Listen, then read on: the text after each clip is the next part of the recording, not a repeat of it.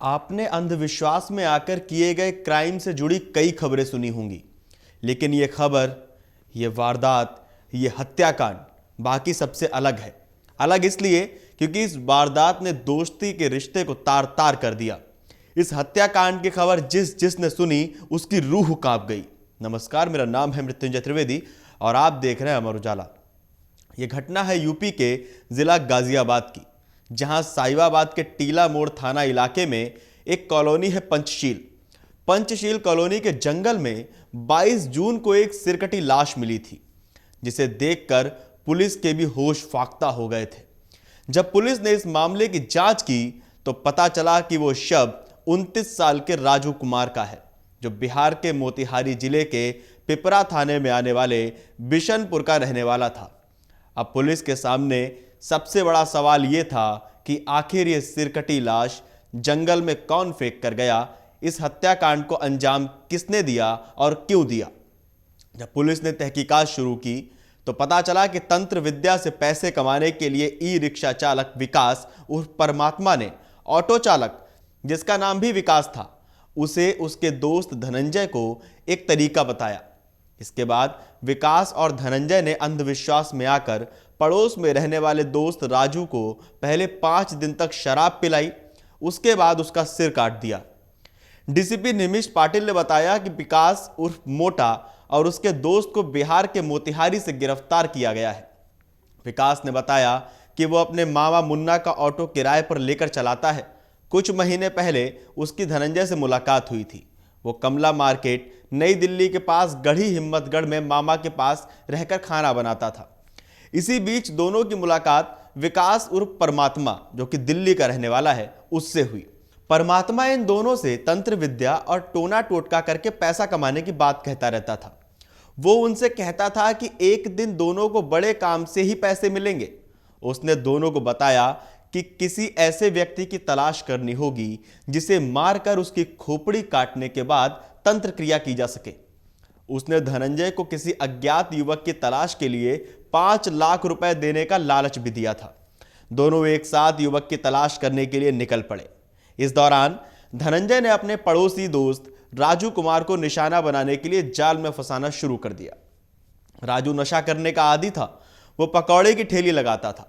दोनों 15 जून को राजू को अगवा कर परमात्मा के कमरे में ले गए। वहां 5 दिन तक उसे शराब पिलाते रहे।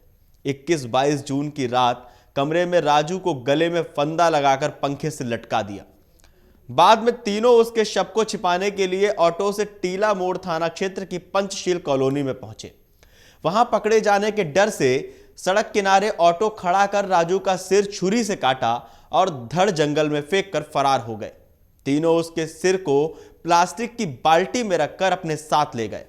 एसीपी सिद्धार्थ गौतम ने बताया कि राजू का सिर काटने के बाद तीनों ने उसे 7 दिन तक कमरे में रखा। जब कमरे में बदबू फैलने लगी तो मुख्य आरोपी विकास उर्फ परमात्मा ने तंत्र विद्या से पैसे कमाने का तरीका आजमाया, लेकिन वो कुछ घंटे प्रयास के बावजूद सफल नहीं हुआ। इसके बाद वो कटा हुआ सिर लेकर भाग गया। हत्याकांड में आरोपियों ने ई रिक्शे का भी इस्तेमाल किया था। पुलिस का कहना है कि राजू के माता पिता का कई साल पहले देहांत हो गया था। वो ताहिरपुर में अपने फूफा गणेश के यहां रहता था। 15 जून की रात जब राजू घर नहीं पहुंचा था तो उसकी गुमशुदगी की रिपोर्ट लिखाने उसके फूफा थाने भी पहुंचे थे, लेकिन पुलिस ने जांच की बात कहकर लौटा दिया। टीला मोड़ में 21 जून की देर रात राजू कुमार को मारने के बाद तीनों आरोपियों ने दरिंदगी की सारी हदें पार कर दी। पुलिस का कहना है कि ऑटो में बाल्टी के अंदर कटी गर्दन और खून ले जाने के बाद तीनों ने कमरे में चाकू से आंख, नाक, कान काटकर खोपड़ी को पूरी तरह छील दिया। उसके बाद परमात्मा ने मानव खोपड़ी पर चोट का निशान देखकर दोनों से बोला कि अब ये उसके काम की ही नहीं रह गई, तुम दोनों को दूसरे मानव की खोपड़ी लानी होगी। अगले दिन वो मौका पाकर वहां से खोपड़ी लेकर भाग गया। डीसीपी निमिष पाटिल ने बताया कि पूछताछ में विकास और धनंजय से पता चला कि मुख्य आरोपी परमात्मा ने राजू की खोपड़ी को दिल्ली में जीटीबी अस्पताल के नाले में फेंक दिया था। उसके साथ उसकी आंख, नाक, कान और मुंह तथा बाल भी थे। इस तथ्य के सामने आने के बाद टीला मोड़ पुलिस ने दिल्ली पुलिस की मदद से नाले में सफाई कराई, लेकिन कई घंटे की मशक्कत के बावजूद भी पुलिस को सफलता नहीं मिली।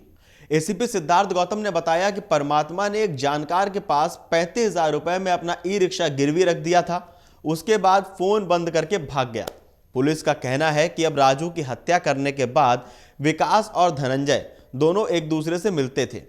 दोनों ने कई बार परमात्मा से मिलने का भी प्रयास किया, लेकिन कुछ पता नहीं चला। दोनों ने पूछताछ में यह भी बताया कि सनसनीखेज हत्या के बाद रोजाना रात को परमात्मा काला टीका, काले कपड़े पहनकर तंत्र विद्या करता था। 2 रात वो दोनों उसके साथ कमरे में थे। इस पूरी घटना को लेकर, इस पूरी वारदात को लेकर, इस पूरे प्रकरण को लेकर आपको क्या लगता है, आपका क्या मानना है, हमें कमेंट करके बताइए और देखते रहिए अमर उजाला। अगर आप ये वीडियो YouTube पर देख रहे हैं तो हमारे चैनल को सब्सक्राइब करें और बेल आइकन को दबाना ना भूलें। अगर आप Facebook पर ये वीडियो देख रहे हैं तो हमारे पेज को लाइक करें।